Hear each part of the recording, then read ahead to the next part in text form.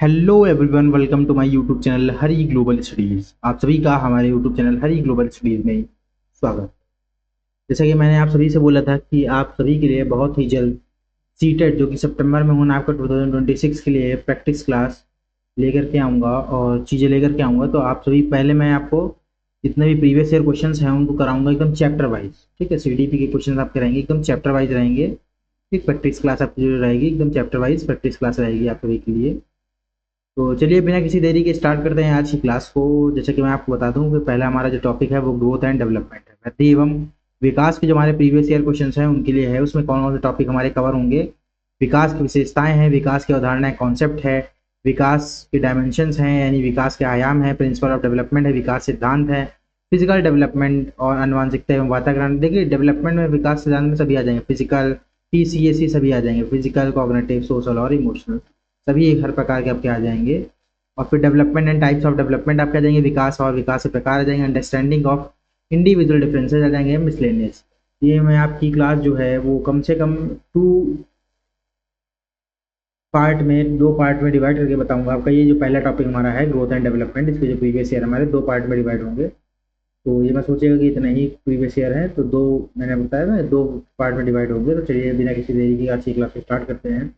ये आपका पहले लेवल के लिए है। ठीक, which of the following principles suggest that different bodies parts develop at different rates and various stages of development। यानी निम्न में से कौन सा नियम या सुझाव देता है कि शरीर विभिन्न अंग विकास के विभिन्न चरणों एवं विभिन्न दरों से विकसित होते हैं? तो ठीक है। अच्छा, ये किसमें होगा? डेवलपमेंट इज यूनिडायमेंशनल होता है, यूनिडायरेक्शनल होता है, या डिसकंटिन्यूअस प्रोसेस होता है, डेवलपमेंट इज अ प्रॉक्सिमल और सेफेलोकॉर्डल। देखिए निम्न में से कौन सा नियम या सुझाव देता है कि शरीर के विभिन्न अंग विकास के विभिन्न चरणों से भिन्न भिन्न दरों से विकसित होते हैं? विकास एक आयामी होता है? नहीं। एक दिशी होता है? नहीं। नहीं यूनिडायमेंशनल है, मल्टी डायरेक्शन होता है। एक कंटिन्यू असतत प्रक्रिया नहीं, ये तो सतत प्रक्रिया होती है। तो कौन सा सही हो जाएगा? विकास की दिशा अधोगामी एवं शीर्षगामी है। ठीक है, कैसी है? विकास की दिशा अधोगामी और शीर्षगामी। अच्छा, एक चीज मैं आपसे पूछना चाहूंगा कि जैसे कि मैं आपको पहले बता दूं कि जो हमारी जितनी भी प्रीवियस क्लासेस हैं, प्रीवियस क्लासेस को अगर हम बताएं तो जो यूपीटेट के लिए हमारी क्लासेस हैं टॉपिक वाइज मैंने आप सभी को करा रखी हैं। तो काफ़ी टॉपिक जो हैं आपके वो आप वहाँ से क्लियर कर सकते हो। मैक्सिमम क्वेश्चंस आप वहाँ से क्लियर कर सकते, मतलब आप कवर कर सकते हो। ठीक?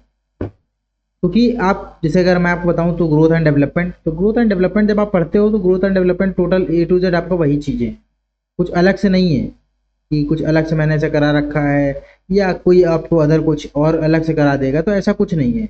वृद्धि एवं विकास सेम वही चीज़ें हैं, कुछ अलग थोड़ी ना हो जाएगा आप सभी के लिए, सेम चीज़ें रहेंगी। बस क्या है आपका, जो कुछ क्वेश्चन जो होते हैं वो पेडागोजिकल बेस ज़्यादा आते हैं वहाँ पे। ठीक, सीटेट में आपके। हाँ, ये मैं मानता हूँ एकदम कि आपका ये प्रॉब्लम्स हो सकता है मे भी आपको आए कि पेडागोजिकल वहाँ पे ज़्यादा होते हैं, पेडागोजी वहाँ पे मैंने आपको नहीं पढ़ाई है। लेकिन हाँ, अगर आप उसको कवर करते हो, ठीक, अगर आप वहाँ से कवर कर लेते हो तो आप अप्रॉक्स 70 to 80% सिलेबस आपका वहीं से कवर हो जाएगा। बाकी रही पेडागोजी की क्लास, तो पेडागोजी मैं आपके लिए बहुत ही जल्द पढ़ाने वाला हूँ। आपके सामने सभी लेकर के आऊँगा पेडागोजी, सभी सब्जेक्ट की पेडागोजी आपके लिए एकदम प्रॉपर लेकर के आऊँगा कि आप वो पेडागोजी अगर आप नहीं पढ़ लेंगे तो जो हर एक पेपर का 15 मार्क्स जो आपको पेडागोजी से रिलेटेड है वो आपको एकदम बढ़िया तरीके से हो जाए, उसमें आपको किसी प्रकार की कोई दिक्कत नहीं है, इतनी मैं गारंटी लेता हूँ। बाकी रही बात, जैसे कि मैंने आपको बताया कि बाकी का थ्योरी की बात है, तो थ्योरी आप वहाँ से कवर कर सकते हैं। ठीक, तो आप वहाँ से भी उन वीडियोस को भी कवर कर सकते हैं। आप ये मत सोचें कि हम अलग से कुछ ऐसा कराएंगे कि अब तो अगर आप कहोगे कमेंट करते हो तो मैं एकदम कराने में मुझे कोई इशूज़ नहीं है, मुझे कराने में कोई इशूज़ नहीं, लेकिन कोई मतलब नहीं वही सेम चीज़ पढ़ाने का बार बार। ठीक, उससे टाइम वेस्ट होता है आपका। ठीक, और आप भी सोचोगे कि ऑलरेडी जब वो चीज़ पड़ी हुई है उसको दोबारा क्यों करा रहे हैं। तो अगर आप कहते हो तो मैं एकदम उसमें थोड़ा सा अपडेट करवा के करा दूंगा आपको, लेकिन बाकी ऐसी नीड एज सच नीड ऐसी कुछ खास नहीं है।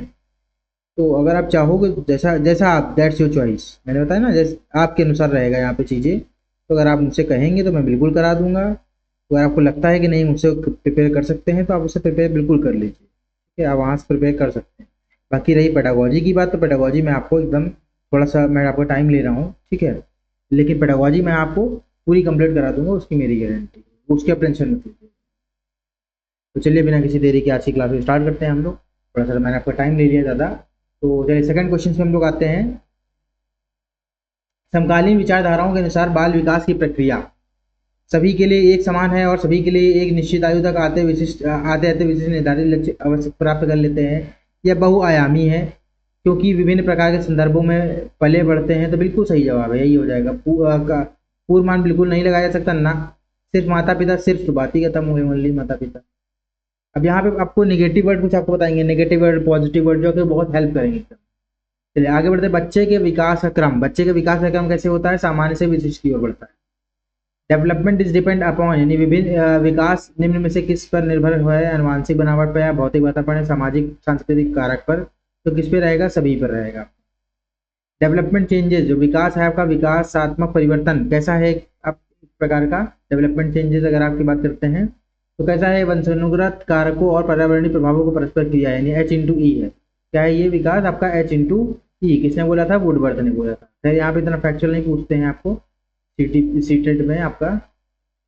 डेवलपमेंट इज, विकास एक कैसा है? एक आयामी, एक दिशाई या में बदलाव किया जा सकता है आनुवांशिक द्वारा, पूर्ण रूप से पूर्व निर्धारित। ठीक है, तो किसका आंसर क्या हो जाएगा आपका? सी, बदलाव किया जा सकता है।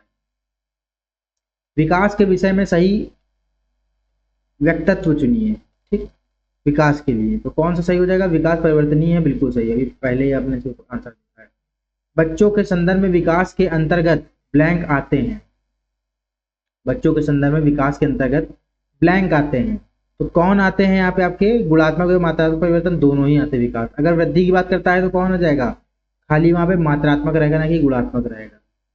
तो इंग्लिश में, अगर इसको इंग्लिश में देखना हो देख सकते हैं आप। As an infant Raghav are deprived, तो राघव जब शिशु था तब उसे माता पिता के स्नेह से वंचित रहना पड़ा। बाल्यावस्था के आगे के चरण में उसे बहुत संवेदनशील अध्यापक मिले, फिर भी उसे लोगों पर विश्वास करने में परेशानी हुई और वह जोखिम लेने का साहस नहीं दिखा पाता। राघव के विषय में विकास का कौन सा मुद्दा एकदम स्पष्ट रूप से वर्णित होता है? तो कौन सा वर्णित होगा आपका? आरंभिक बाद के अनुभवों का मुद्दे की बात कर रहा है। बच्चों के विकास के संबंध में निम्नलिखित में से कौन सा कथन सही है? कौन सा कथन सही की बात कर रहे हैं? तो कौन सा बच्चों का विकास के सामाजिक संदर्भ में प्रभावित होता है? बिल्कुल यही सही है, बच्चों के विकास एवं उनके सामाजिक संदर्भों में प्रभावित होता है। अभी देखिए लेवल 1 था आपका, लेवल 2 यानी जूनियर लेवल के लिए आपके क्वेश्चन। विकासात्मक सिद्धांतवादी मानते हैं कि विकास की प्रक्रिया जीवन भर चलती रहती है। इस संदर्भ में से किसकी भूमिका बेहद महत्वपूर्ण है? तो किसकी भूमिका बेहद महत्वपूर्ण? वातावरण एवं अनुभव की। विकासात्मक प्रक्रिया में असतत के क्या मायने हैं? असतत के क्या मायने हैं? तो विकास की प्रक्रिया के दौरान उभरने वाले नए तरीके जो संसार के समझने में मदद करते हैं। बिल्कुल यही हो जाएगा। किस अवधि के दौरान विचार अमूर्त और आदर्शवादी हो जाता है? किसके अनुसार हो जाएगा? किशोरावस्था। कथन एवं कारण का सवाल है इसमें। देखिए अब इसका मैं आपको एक तरीका बताऊंगा, क्या तरीका होता है। संज्ञानात्मक विकास मध्य बाल्यावस्था तब तेजी से विकसित होता है और फिर ठहर जाता है क्योंकि मानव मध्य बाल्यावस्था के चरण के बाद नई चीजें नहीं सीख सकते। ठीक, अब आप सभी ने जिन्होंने अगर गौर किया होगा तो देखा होगा, पहली बात तो ये दोनों ही गलत हैं। ठीक, अब देखिए मैंने जब इसको पढ़ा तो बीच में एक शब्द लाए, संज्ञानात्मक विकास मध्य बाल्यावस्था तक तेजी से विकसित होता है, ठीक है, और फिर ठहर जाता है। क्या संज्ञानात्मक विकास ठहर जाता है? नहीं। फिर आगे इसमें लगा लिया क्योंकि मानव मध्य, यानी क्योंकि के बाद रीजन आप दे रहे हो ना, क्योंकि मानव मध्य बाल्यावस्था के चरण के बाद नई चीजें नहीं सीख सकते हैं। पहली बात, अगर संज्ञानात्मक विकास रुक जाता तो ये पहले ही गलत हो गया, और जब यही गलत है तो रीजन भी इसका गलत हो जाएगा। ठीक,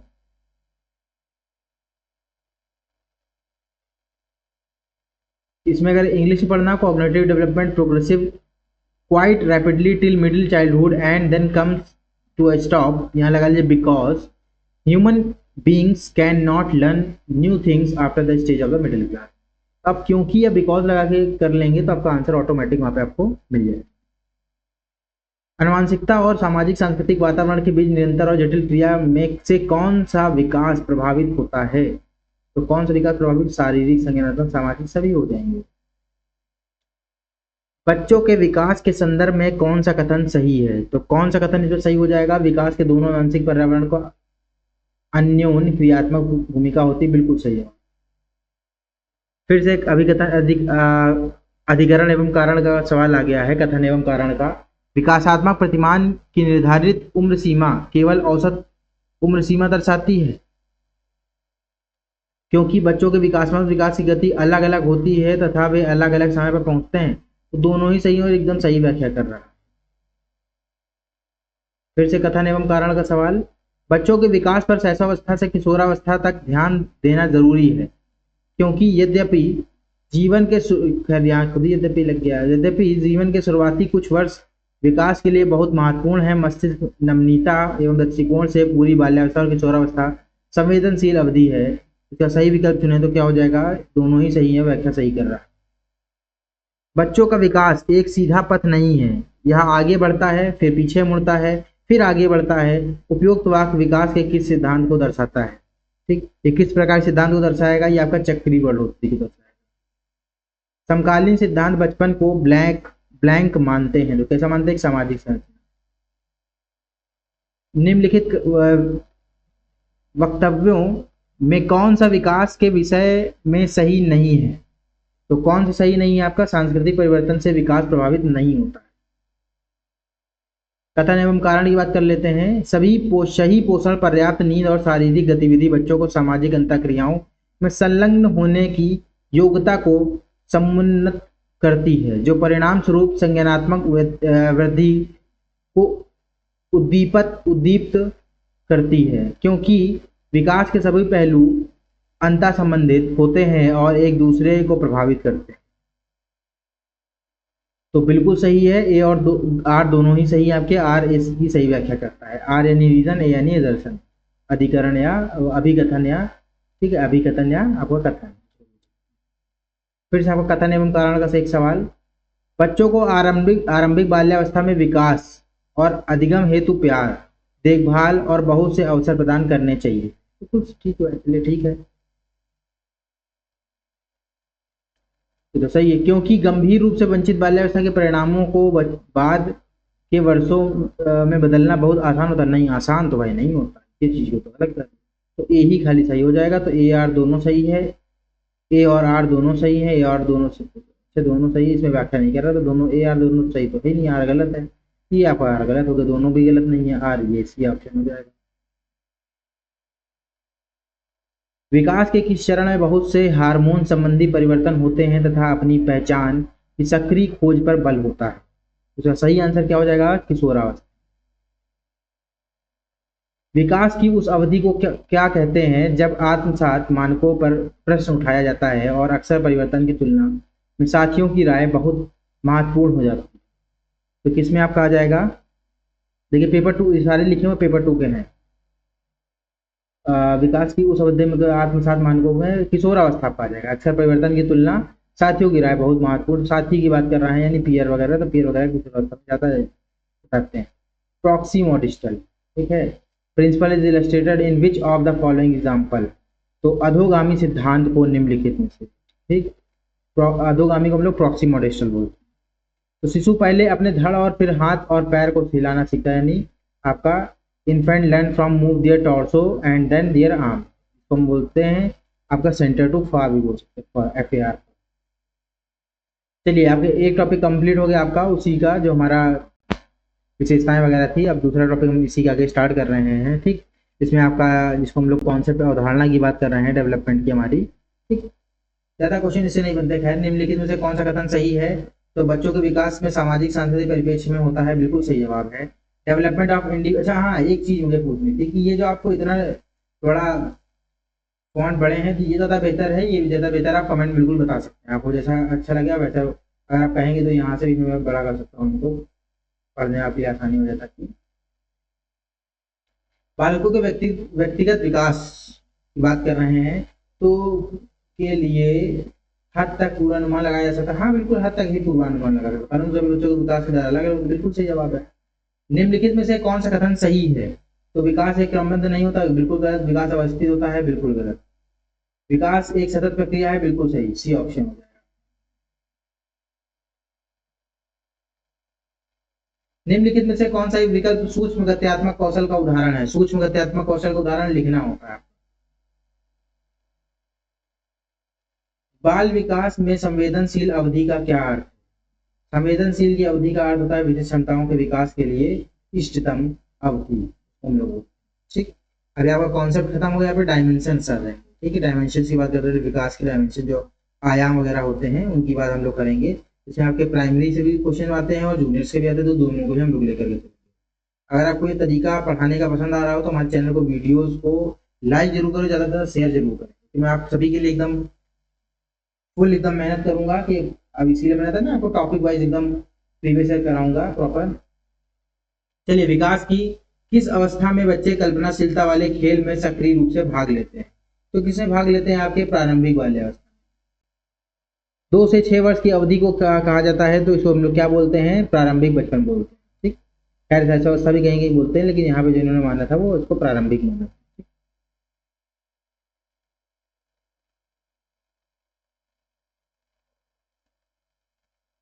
इनमें से कौन सा बच्चा मध्य बाल्यावस्था में होगा? मध्य बाल्यावस्था में बच्चा कौन सा होगा? एक बच्चा जिसमें नियमों के अर्थ को समझ विकसित कर ली हो और तर्क कर सकता। बिल्कुल यही सवाल है आपका आंसर हो जाएगा।